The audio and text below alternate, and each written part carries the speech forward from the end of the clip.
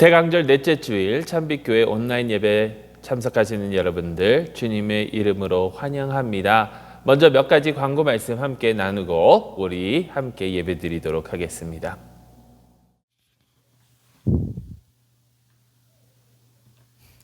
오늘은 대강절 네 번째 주일입니다. 대강절에 사랑이 여러분과 여러분 가정 위에 늘 항상 함께 하시기를 간절히 소망합니다. 코로나 상황으로 인해서 저희 찬빛교회 모든 집회 아직도 온라인으로 진행하고 있습니다. 주일 예배, 또 어린이 메시지, 토요 말씀 묵상, 수요 성경 공부까지 다 온라인으로 진행되니까 여러분 많이 참석해 주시고, 비록 저희가 떨어져 있지만 한마음 한뜻으로 하나님께 예배 드리며 주님과 더욱더 가까워지기를 간절히 소망합니다. 정신건강 세미나가 오로라 시와 또 덴버 교역자회 주최로 이번 주 화요일 오후 7시에 줌을 통해서 있게 됩니다. 강사로는 우영종 목사님과 김병수 목사님 섬겨주게 되시겠고요. 화면에 나와 있는 줌을 통해서 혹은 여기에 줌 아이디를 통해서 이렇게 들어가서 함께 참여하실 수 있습니다. 많은 참여 부탁드립니다. 온라인 성경 공부, 대강절 성경 공부 계속해서 이어집니다. 이번 주 주제는 대강절 네 번째 주제인 사랑입니다. 이번 주 수요일 오후 7시 유튜브 채널을 통해서 진행이 되니까 많은 참여 부탁드립니다. 이선선 장로님 장녀 이지연 양 결혼식이 1월 2일 캘리포니아에서 있습니다. 덴버 시간으로는 오후 4시에 유튜브 채널을 통해서 이제 방송이 될 테니까 함께 보시고 또 많은 축하 부탁드립니다. 주님의 사랑과 축복을 함께 나누기를 원합니다. 지난주 광고 드렸던 것처럼 저희 덴버 노에 소속해 있는 니마 펠로십, 아프리카에서 오신 그분들의 교회입니다. 아프리카 여러 나라에서 오신 이민자들이 섬기고 있는 교회인데요. 특히 이번 코로나 사태로 인해서 코로나 감염되신 분들도 계시고 또 직장을 잃고 굉장히 어려운 나날들을 보내시는 분들이 굉장히 많습니다. 저희가 하나님께서 저희를 축복해 주신 그 축복을 함께 나누는 것이 어떻게 보면 우리 기독교인들의 삶이잖아요. 그래서 그 교회를 섬기시는 부목사님으로 섬기시는 에드워드 목사님 그리고 또 성도님들을 위한 특별 헌금을 다음 주일까지 저희가 함께 모으게 됩니다. 여러분 함께 베푸는 마음으로 많이 참석해 주시고요. 지난주 말씀드렸지만 에드워드 목사님 같은 경우는 미국으로 오기 전에 사모님께서 아프리카에서 돌아가시고 또 아이들 10명과 함께 이곳에서 어려운 생활을 하고 계십니다. 이분들을 위해서 또 이 성도님들을 위해서 저희가 작은 그 도움의 손길을 펼치려고 하고요. 특히 이 그로서리를 살 수 있는 기프트 카드들을 전해드리면서 그들이 계속해서 식사를 할 수 있는 길을 마련해 드리고자 합니다. 여러분 하나님께 감사하는 마음으로 또 이웃을 사랑하는 마음으로 많은 참여 부탁드립니다. 12월 25일 오전 9시 이 성탄절 예배가 저희 온라인으로 혹은 줌을 통해서 아니면 유튜브를 통해서 있게 됩니다. 기억하여 주시고 이번 주 성탄절 우리 함께 하나님께 감사하는 기쁨의 예배를 드리실 수 있기를 간절히 소망합니다. 이제 다 함께 하나님께 예배 드리도록 하겠습니다. 빛으로 오신 예수 그리스도를 상징하며 이 초를 켭니다. 주께서 너희에게 징조를 주실 것이라. 보라, 처녀가 잉타하여 아들을 낳을 것이요 그 이름을 임마누엘, 하나님께서 우리와 함께 계심이라 하리라. 주님의 빛 가운데로 행합시다. 기도하시겠습니다. 너 하늘이여, 위에서부터 의로움을 비같이 듣게 할지어다. 궁창이여, 의를 부어 내릴지어다. 열려서 구원을 내고 의도 함께 돋게 할지어다. 은혜의 하나님, 하나님께서는 은혜로 충만한 동정녀 마리아를 택하셔서 우리 구세주의 어머니로 삼으셨습니다. 이제 우리에게도 은혜를 충만히 내리셔서 마리아와 함께 우리도 주님의 구원을 기뻐하게 하시고 모든 일에 주님의 뜻을 기꺼이 받아들이게 하소서. 이제와 영원토록 성부와 성령과 함께 한 하나님으로 살아계시고 다스리실 우리 주 예수 그리스도의 이름으로 기도합니다. 아멘. 우리 다 같이 이 시간 사도신경으로 우리의 신앙을 고백하도록 하겠습니다. 나는 전능하신 아버지 하나님, 천지의 창조주를 믿습니다. 나는 그의 유일하신 아들 우리 주 예수 그리스도를 믿습니다. 그는 성령으로 잉태되어 동전녀 마리아에게서 나시고 본디오 빌라도에게 고난을 받아 십자가에 못 박혀 죽으시고 장사된 지 사흘 만에 죽은 자 가운데서 다시 살아나셨으며 하늘에 오르시어 전능하신 아버지 하나님 우편에 앉아 계시다가 거기로부터 살아있는 자와 죽은 자를 심판하러 오십니다. 나는 성령을 믿으며 거룩한 공교회와 성도의 교제와 죄를 용서받는 것과 몸의 부활과 영생을 믿습니다. 아멘. 지금 이 시간 다 같이 하나님께 찬양 드리도록 하겠습니다.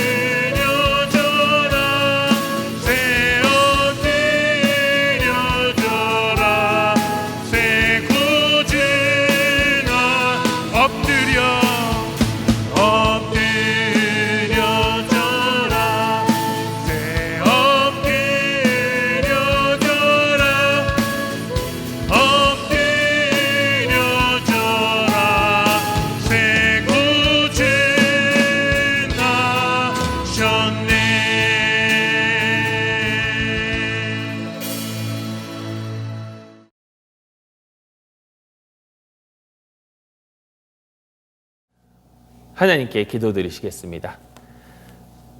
하나님 아버지, 대강절 넷째 주일 주님의 사랑 안에서 저희가 다시금 주님의 말씀을 들을 수 있도록 저에게 은혜 베풀어 주시니 너무나도 감사드립니다. 주님 말씀하여 주시옵소서. 저희가 듣겠습니다. 예수 그리스도의 이름으로 기도드리옵나이다. 아멘. 오늘 저에게 주신 하나님의 말씀은 누가복음 1장 26절로 38절 말씀입니다. 누가복음 1장 26절로 38절 말씀 제가 봉독하도록 하겠습니다.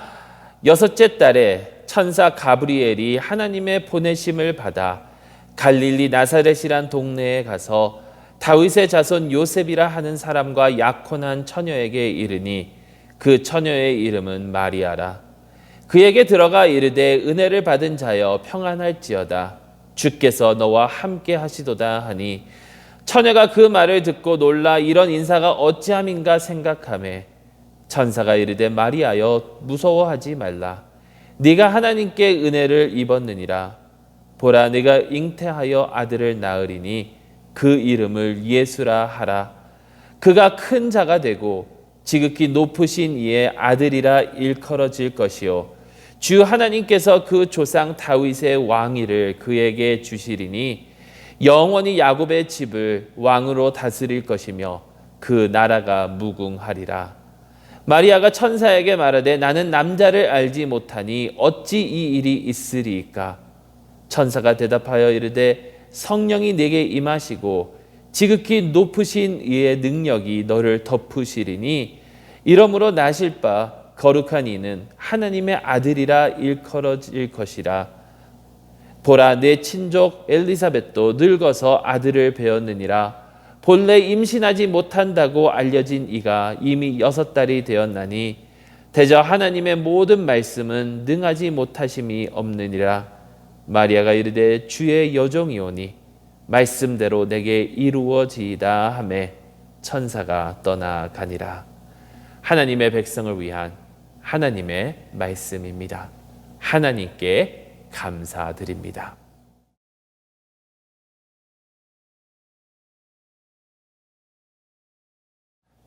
대강절의 소망, 평화, 기쁨, 그리고 사랑이 여러분들의 삶 가운데 차고 넘쳐나기를 주님의 이름으로 축원합니다. 여러분 지난 4주 동안 오늘까지 포함해서 이 대강절의 4가지 주제를 가지고 계속해서 말씀을 나눴는데요. 여러분 이 4가지 모든 주제가 바로 우리 주 예수 그리스도를 통해서 저에게 임한다는 것을 저희가 함께 살펴봤습니다. 여러분 예수 그리스도께서는 우리에게 참된 소망을 주시는 그런 분이십니다. 그냥 막연히 무언가를 바라는 것이 아니라 하나님께서 지금까지 신실하게 우리를 대하여 주셨고 그것을 통해서 우리가 가질 수 있는 그 소망, 그리고 그 소망 때문에 하나님께서는 저에게 평화를 주시잖아요. 평화는 다툼이 없는 것, 전쟁이 없는 이것만을 의미하는 것이 아니라 온전해지는 것, 완벽해지는 것, 다 화목해지는, 그래서 조화를 이루는 것, 그것이 바로 우리 주 예수 그리스도를 통해서 저에게 임하지 않습니까? 우리와 하나님과의 관계뿐만이 아니라 이 세상 모든 것들이 회복돼서 하나님께서 원래 원하셨던 대로, 하나님께서 디자인하신 대로 모든 것이 온전해지는 그 평화, 그런 평화를 주시기 위해서, 구속의 사역을 하시기 위해서 우리 주 예수 그리스도께서 이 땅에 오셨습니다. 그리고 지난주엔 저희는 기쁨에 대해서 함께 나누었습니다. 여러분 이 기쁨은요, 지금 상황이 좋아서 내가 지금 좋은 일이 나에게 계속해서 일어나서 나에게 일어나는 이런 감정이 아니라 이 기쁨은 우리가 가지는 태도예요, 태도. 하나님께서 지금까지 우리를 신실하게 대하여 주셨기 때문에, 하나님께서 지금까지 하신 그 약속들을 다 이루어 주셨기 때문에, 하나님께서 구원하여 주신다라고 했을 때 구원자를 보내주셨기 때문에 그것을 믿고 의지하면서 앞으로도 하나님께서 우리를 위하여 우리를 구속해 주시고 구원해 주시고 우리를 회복시켜 주신다라는 그 하나님의 그 약속을 믿으면서, 믿기 때문에 가지는 그러한 태도가 바로 기쁨이다라고 저희가 함께 배웠죠. 그리고 오늘 대강절 네 번째 주일, 우리가 이제 네 번째 초까지 켰는데요. 이 네 번째 주일의 주제는 사랑입니다. 사랑. 모든 것의 결정체가 어떻게 보면 사랑이 아닙니까? 하나님은 어떻게 설명하냐? 하나님은 사랑이시다. 믿음, 소망, 사랑, 이 세 가지 가운데 제일은 사랑이다. 여러분, 하나님께서는 저희를 사랑하셨잖아요. 사랑을 논하지 않고는 하나님을 논할 수가 없지 않습니까? 여러분, 예수님께서 우리를 사랑하여 주셨는데 끝까지 사랑하여 주셨다라고 요한복음은 기록하고 있습니다. 요한복음 13장 1절에 유월절 전에 예수께서 자기가 세상을 떠나 아버지께로 돌아가실 때가 이른 줄 아시고 세상에 있는 자기 사람들을 사랑하시되 끝까지 사랑하시니라. 끝까지 사랑하시는 사랑. 여러분, 하나님께서 우리에게 사랑을 보여주시는데요. 그 완벽한 사랑, 그 끝까지 보여주시는 사랑. 여러분, 그 사랑을 보여주시는 바로 그 모습이 바로 복음이 아닙니까? 복음, 좋은 소식. 은혜로 말미암아 우리에게 임하는 그 복음. 그리고 오늘 저희가 함께 본 이 가브리엘이 마리아를 찾아와서 이제 예수를 그리스도를 잉태하게 될 것이고 그를 낳을 것이고 그에게 예수라는 이름을 이 가브리엘이 전해주는 이 좋은 소식. 여러분, 이 대목은 이 복음의 축소판이라고 할 수 있을 정도로 복음이 어떻게 우리의 삶 가운데 들어오고 어떻게 작용되는지를 잘 보여주고 있는 그러한 대목입니다. 이 복음의 현장을 살펴보면서 우리가 하나님의 사랑, 하나님의 은혜를 다시 한번 기억해 볼 수 있는 그런 귀한 시간이 될 수 있기를 간절히 소망합니다. 자, 그럼 오늘 본문을 통해서 우리가 알 수 있는 이 복음의 모습은 과연 어떠한 것일까요? 첫 번째로요, 복음은 하나님께로부터 시작한다라는 겁니다. 좋은 소식의 시작은 바로 우리 하나님이시라는 거예요. 26절, 27절 말씀 다시 한번 보세요. 여섯째 달에 천사 가브리엘이 하나님의 보내심을 받아 갈릴리 나사렛이란 동네에 가서 다윗의 자손 요셉이라 하는 사람과 약속한 처녀에게 이르니 그 처녀의 이름은 마리아라. 여러분, 하나님의 그 좋은 소식이요, 하나님의 이 기쁜 소식이 마리아에게 임했어요. 마리아에게 임했는데 이 기쁜 소식이 어떻게 시작되었는가? 하나님께서 먼저 마리아에게 당신의 사자를 보내셨다라는 거예요. 하나님께서 먼저. 자, 여섯째 달, 엘리사벳이 세례 요한을 임신한 지 여섯째 달이 될 그때에 가브리엘이 하나님의 보내심을 받아 하나님이 자기의 천사 중에 가브리엘을 마리아에게 보내신 거예요. 여러분, 저희가 조금 후에 더 살펴보겠지만 하나님께서 가브리엘을 보내신 그 이유가 마리아가 잘나서가 아닙니다. 마리아가 올바른 사람이어서가 아니에요.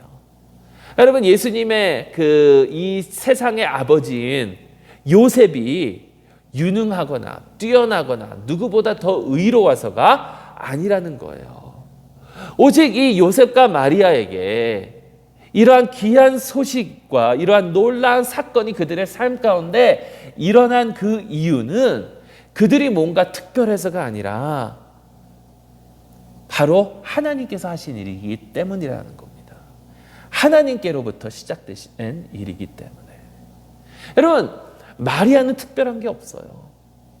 우리 캐톨릭의 형제 자매들은 마리아가 이때부터 죽을 때까지, 아니 영원히 동전녀로 남았다라고 하는데 사실 그거는 아니잖아요, 역사적으로 봐도. 근데 그래서 그들은 마리아를 굉장히 특별한 사람으로 보거든요. 근데 마리아가 특별한 이유는 그가 평범했기 때문이에요. 평범했지만 하나님께서 함께 하셨기 때문에. 그리고 그 하나님께서 함께 하심이 바로 하나님께서부터 하나님께로부터 모든 것이 시작됐다라는 거예요. 여러분, 우리가 흔히 얘기하는 은혜가 바로 이게 아닙니까? 이게 바로 은혜의 정의가 아닙니까? 은혜는요, 거저주는 겁니다. 그리고 이거는 주는 사람에게 달렸어요. 은혜라는 것은. 그렇기 때문에 은혜는, 우리에게 임하는 이 은혜는 우리 안에서 뭔가 잘나서 우리 안에서 이 받을 자격이 있어서가 아니라 하나님의 전적인 주권으로부터 시작했다라는 거예요. 하나님으로부터 시작한 것. 근데 여러분 잘 보세요. 이 세상의 모든 종교가 이렇게 이야기합니다. 아니, 이 세상의 모든 철학이 이렇게 이야기합니다. 잘해야 하고 열심히 해야 하고, 우리가 열심히 살아가고 노력하고 잘하고 그러다 보면 우리 가운데, 우리의 삶 가운데 좋은 일이 생긴다고. 여러분, 우리가 그렇게 흔히 믿고 생활하지 않습니까? 열심히 해, 열심히 노력해. 그러면 우리에게 좋은 일이 생기고 하나님께서 축복해 주신다. 여러분, 얼마 전에 모 프로에서 로또에 1등이 당첨된 사람 이야기가 나오더라고요. 그 사람과 이렇게 대화를 나누는데 그 사람은 1등을 한 것뿐만이 아니라 2등도 서너 번 해봤대요. 그러니까 사람들이 너무 부러워하는 거예요, 이 사람을. 그래서 아니, 어떻게 그렇게 1등뿐만 아니라 2등을 서너 번 하는 비결이 뭡니까? 라고 하니까 이 사람이 뭐라고 하냐면, 내가 그냥 열심히 살았기 때문이라고.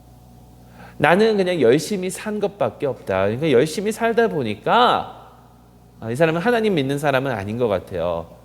신이 나를 축복해 주셔서 열심히 살다 보니까 좋은 일이 이렇게 나를 찾아온 거라고. 흔히 영어로 이런 얘기하죠. 카르마. 내가 누군가를 도우면 그 도움이 결국에는 돌아서 나에게 돌아온다. 근데 내가 누군가를 나쁘게 대하면 그게 돌고 돌아서 나에게 나쁘게 다가온다.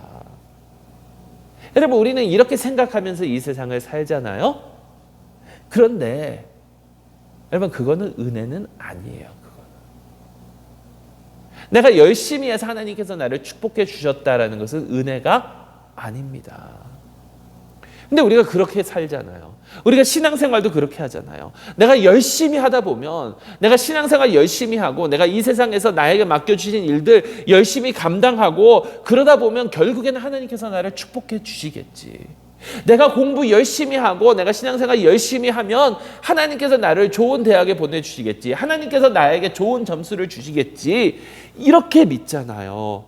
내가 열심히 봉사하고 열심히 일하고 열심히 헌금하고 열심히 하면 하나님께서 나의 일이 잘 되게 해 주시겠지. 근데 여러분, 그렇게 믿는 것은요, 은혜가 아니라는 거예요. 왜냐하면 은혜는 하나님께서 우리가 받을 자격이 없음에도 불구하고 주시는 거니까. 근데 내가 열심히 했기 때문에 하나님께서 나를 축복해 주신다. 내가 열심히 했기 때문에 하나님께서 나에게 좋은 일을 베풀어 주신다. 이거는요, 결국에는 하나님 중심이 아니라 내 중심의 삶이라는 거예요. 내 삶의 주인이 결국에는 나라는 거예요. 내가 열심히 했으니까 하나님께서 어쩔 수 없이 나에게 축복을 내려주셔야만 된다라는 거예요. 내가 열심히 했으니까 하나님께서 나에게 축복을 주시는 것이 당연하다라고 생각하는 것은요, 결국에는 나 중심적인, 내가 내 삶의 주인이 되는 그러한 삶이라는 거예요. 근데 여러분, 어떻게 됩니까? 그런데도 하나님께서 우리가 생각할 때 좋은 길로 인도해 주시지 않는다면, 우리가 생각했던 축복이 우리에게 임하지 않는다면, 내가 원했던 그 학교에 내가 들어갈 수가 없다면, 내가 열심히 했음에도 불구하고, 그러면 우리 불평하잖아요. 그럼 우리 하나님 어떻게 이럴 수 있습니까? 우리 하나님께 불평을 늘어놓잖아요. 그렇다면 결국에는 이렇게 하나님께 원망을 하는 그러한 우리의 삶의 모습은요, 결국에는 뭐냐면 나 중심이고 내 뜻이 하나님의 뜻보다 먼저라는 것, 그러한 삶밖에는 되지 않는다라는 거예요. 그것은 결단코 은혜가 아닙니다, 여러분.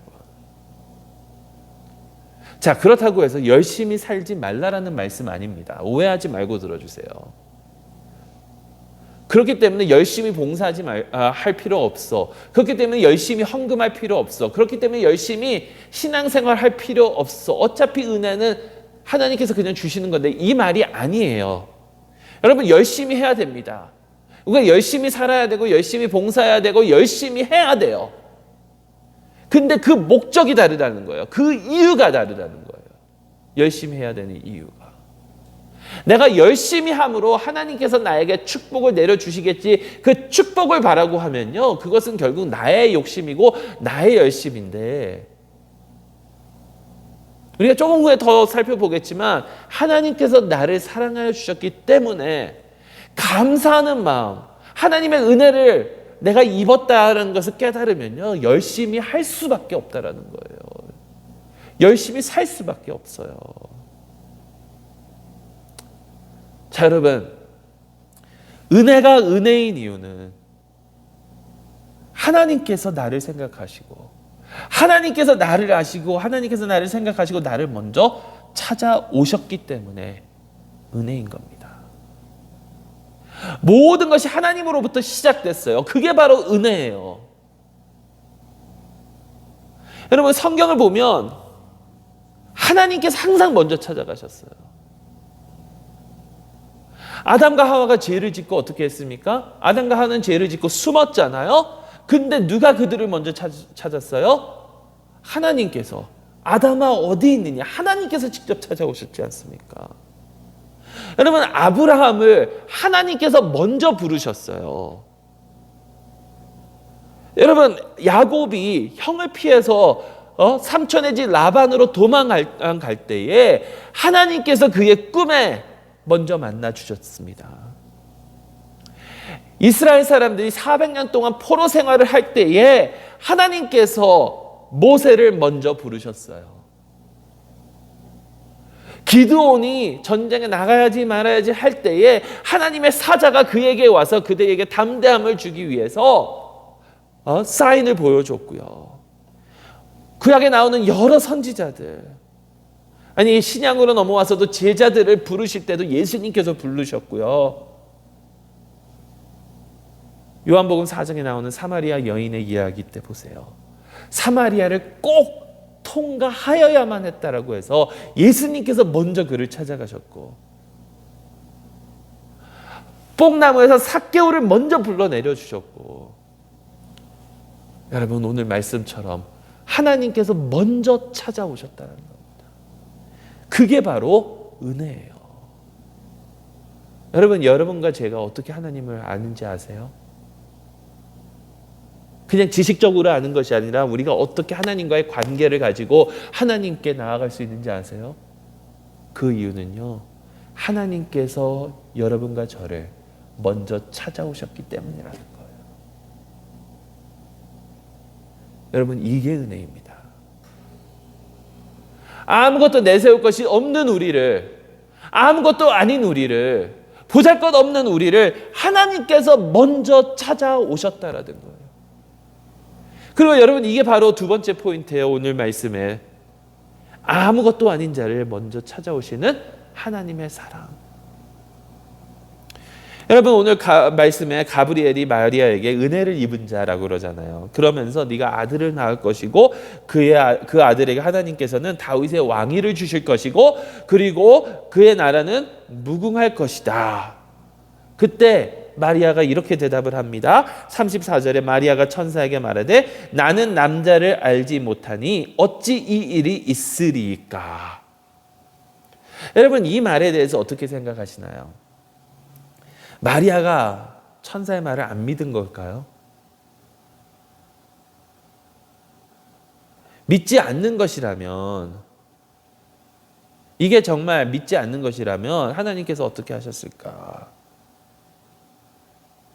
왜냐하면 여러분, 이 누가복음 1장 전 부분에 나오는, 오늘 저희 본문 전에 나오는 그 내용들을 보면 믿지 않는 자에 대한 이야기가 하나 나옵니다. 그게 누구냐면 사가랴예요. 사가랴는 네가 아들을 낳을 것이다, 안 믿었어요. 그러니까 천사가 뭐라고 그러냐면 네가 안 믿었으니까 하나님의 말씀이 이루어질 때까지, 이루어질 때까지 네가 벙어리가 될 것이다. 그래서 세례 요한이 태어나기 전까지, 태어나서 요한이라고 이름을 짓기 전까지 사가랴는 벙어리로 지냅니다. 자, 그런데 저는 이 말씀을 보면서 이건 마리아가 믿음이 약해서, 아니면 하나님 어떻게 그럴 수 있습니까? 불신에 대한 말이 아니라고 생각을 해요. 그렇다면 이 말씀의 의미는 무엇일까? 여러분, 이것은요, 믿지 않는 것이 아니라 자기가 그럴 수 없다라는, 자기에게는 그렇게 할 수 있는 능력이 없다라는 것을 지금 고백하고 있다라는 거예요. 자, 나는 남자를 알지 못하는데, 아니 어떻게 제가 아들을 낳을 수 있습니까? 나는 처녀인데 어떻게 아들을 낳을 수 있나요? 그거는 말이 안 돼요. 근데 여기 조금 더 나아가서 보세요. 지금 약혼자가 있잖아요. 설사가량 내가 약혼자랑 결혼을 해서 아들을 낳는다고 생각을 해봅시다. 그렇다면 그 아들이 도대체 어떻게 왕이 되겠습니까? 어떻게 왕이 될 수 있겠습니까? 라고 이야기하는 거예요. 하나님, 이거는 불가능해요. 왜냐하면 나는 아무도 아니기 때문에. 나는 정말 보잘것없는 소녀이기 때문에.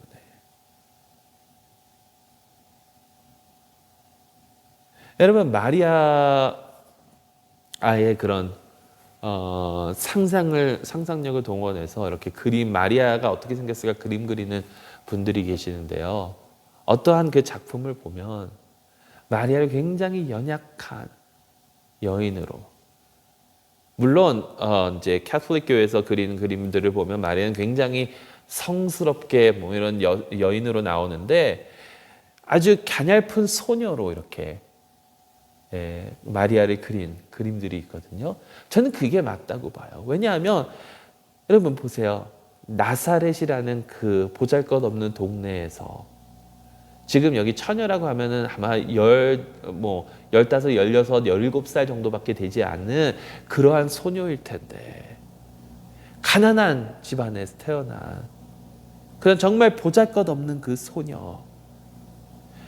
아니, 하나님, 내가 아들을 낳는다 해도 어떻게 그가 왕이 될 수 있겠습니까?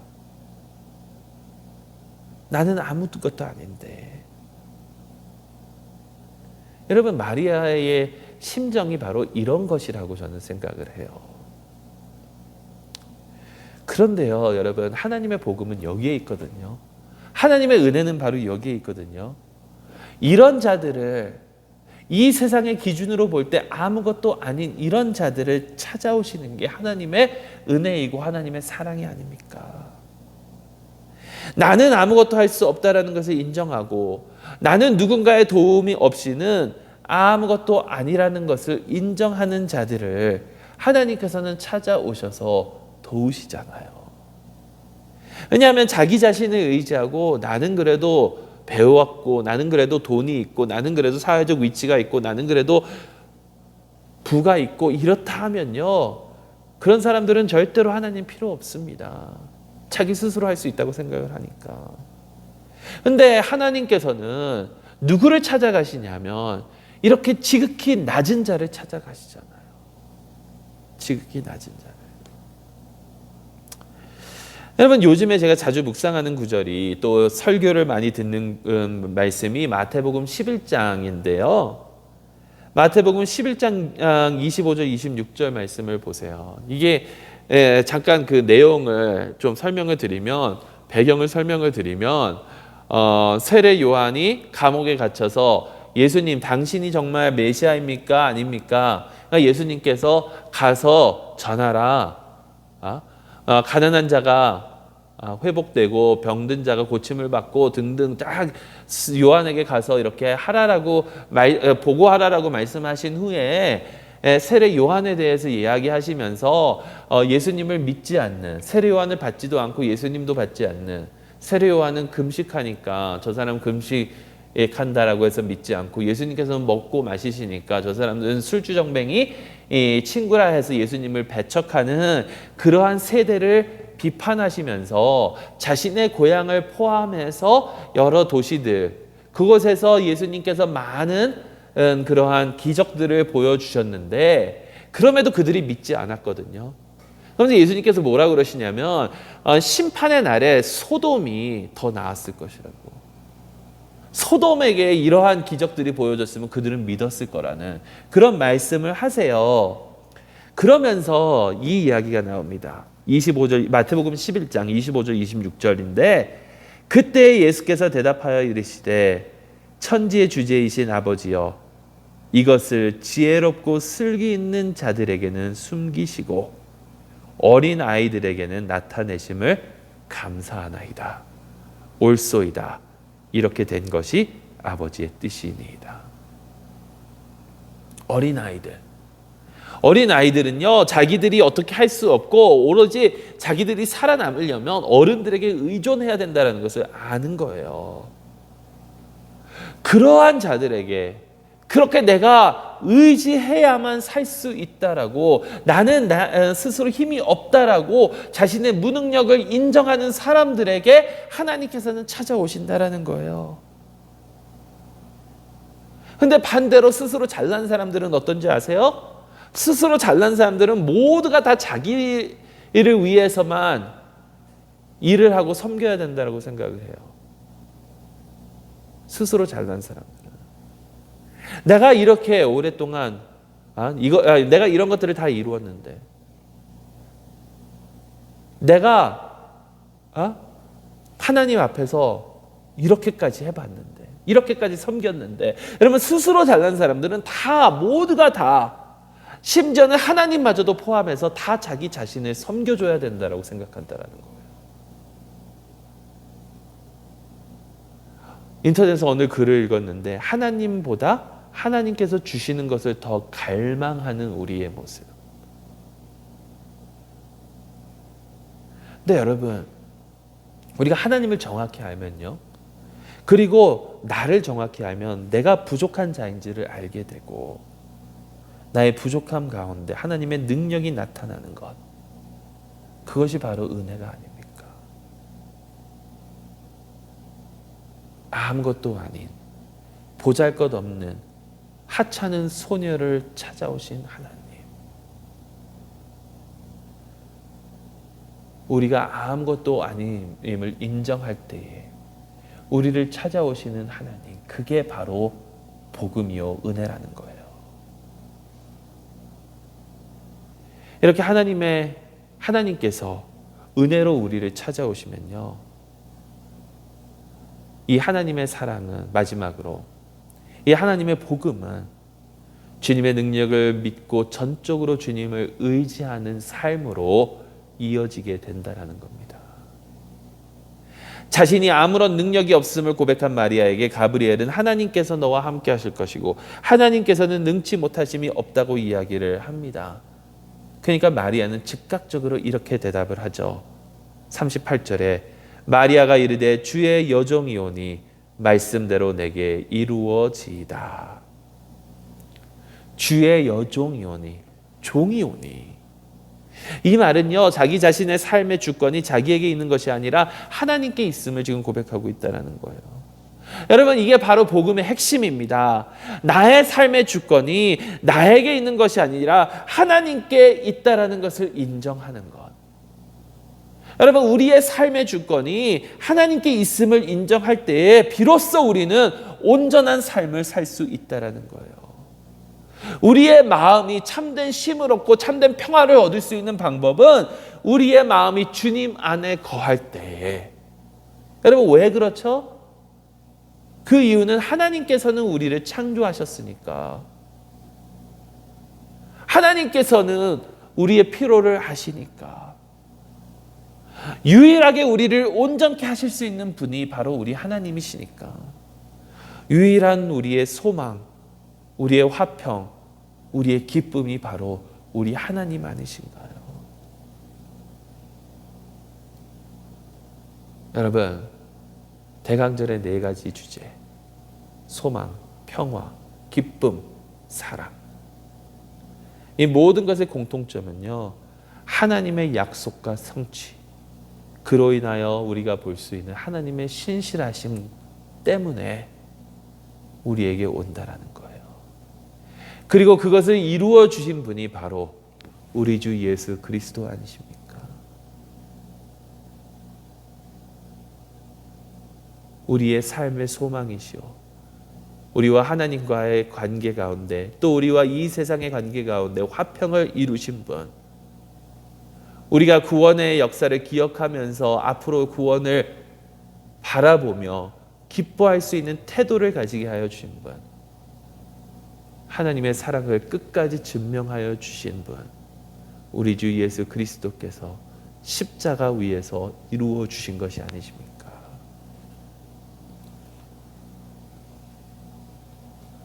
이러한 하나님께 나의 삶을 전적으로 맡기는 것이 바로 복음을 이해하는 자의 삶인 줄로 믿습니다. 나는 주의 종입니다. 고백하는 삶. 여러분, 종은요 주인을 위해서 사는 거잖아요. 종은요 주인을 위해서 삽니다. 옛날에 사극이나 시대극 같은 데를 보면 종이 주인을 위해서 자기 목숨까지도 내어가면서 희생하는 그런 모습들이 가끔 나오는데요. 근데 왜 저럴까? 아니, 자기도 살고 싶지 않나? 자기 삶도 중요한데 그렇게 생각할 때도 있었는데, 사실 그게 진정한 종의 모습이잖아요. 종의 삶의 전부는 주인입니다. 주인. 그러니까 우리가 하나님을 섬겨야 되잖아요. 우리의 주인이신 주님께 모든 것을 맡기고 섬겨야 되잖아요. 그런데 여러분, 우리의 주인이신 예수 그리스도께서는 우리를 위하여, 종인 우리를 위하여 스스로를 희생하셨지 않습니까? 여러분, 이게 바로 주님의 사랑입니다. 이게 바로 복음입니다. 우리를 위하여 하늘 보좌를 버리시고 이 땅에 내려오신 하나님의 사랑, 가장 낮은 곳까지 내려가신 우리 주 예수 그리스도의 사랑의 희생,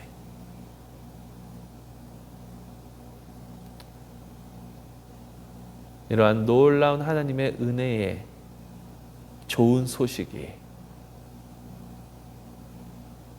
우리로 하여금 우리의 삶을 전적으로 주님께 맡길 수 있는 복음의 소식이 될 수 있기를 주님의 이름으로 축원합니다. 기도하겠습니다. 사랑의 하나님 아버지, 감사합니다. 우리 주 예수 그리스도를 통해서 저희에게 사랑을 베풀어 주셨으니, 소망과 화평과 기쁨과 사랑을 꿈꾸게 하셨으니 감사드립니다. 주님, 오로지 주님의 복음을 붙들고 우리의 삶을 주님께 전적으로 헌신하게 하여 주시옵소서. 예수 그리스도의 이름으로 기도드리옵나이다. 아멘.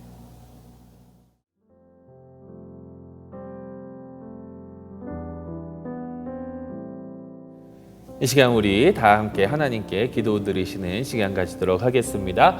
우리 다음 기도 제목을 가지고 먼저 하나님께 기도 드리시겠습니다. 기도합니다.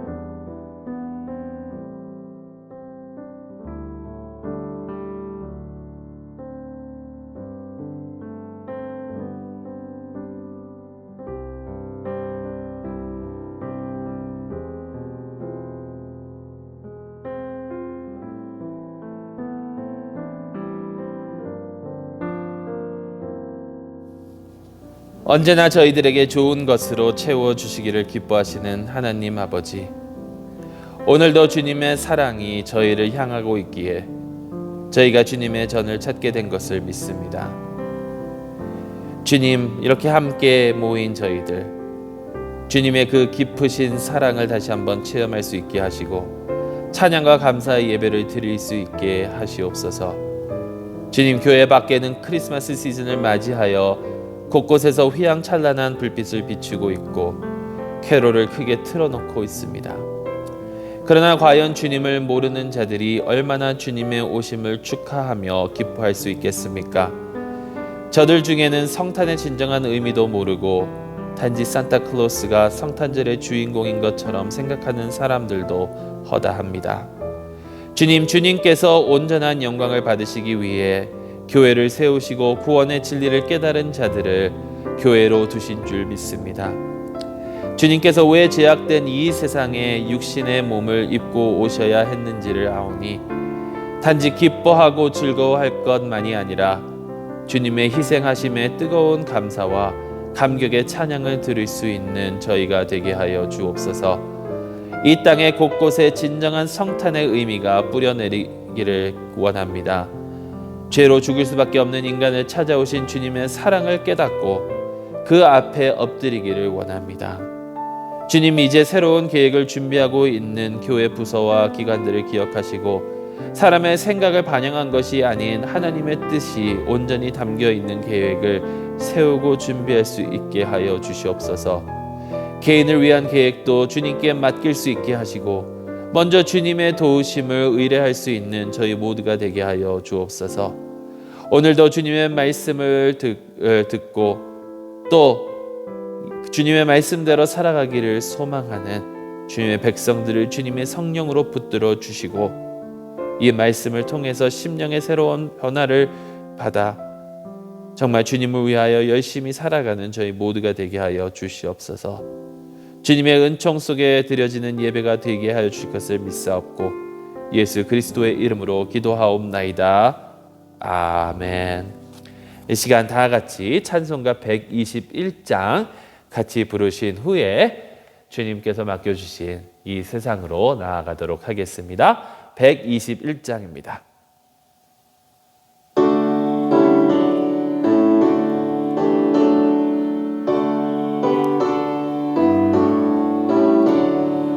우리 구주나신 날 목자 영광 볼 때에 천사 찬송하는 말 예수 과연 나셨네. 우리 임금 우리 주 모두 함께 절하세. 예수 그리스도 우리 주 베들레헴에 나셨네. 천사 노래 듣고서 베들레헴 가보니 나신 아기 누군가 예수 과연 나셨네. 우리 임금 우리 주 모두 함께 절하세. 예수 그리스도 우리 주 베들레헴에 나셨네. 목자처럼 우리도 나아가서 엎디세. 오늘 다윗 성에서 예수 과연 나셨네. 우리 임금 우리 주 모두 함께 절하세. 예수 그리스도 우리 주 베들레헴에 나셨네. 이제는 우리 주 예수 그리스도의 은혜와 아버지 하나님의 크시고 놀라우신 사랑과 성령 하나님의 감화 감동하시고 교통하심이 주님의 은혜, 주님의 사랑, 주님의 복음으로 말미암아 오로지 주님께 감사하는 삶을 살아가기를 소망하는 주님의 백성들 머리 위에 이제로부터 영원토록 함께 하시기를 간절히 축원하옵나이다. 아멘.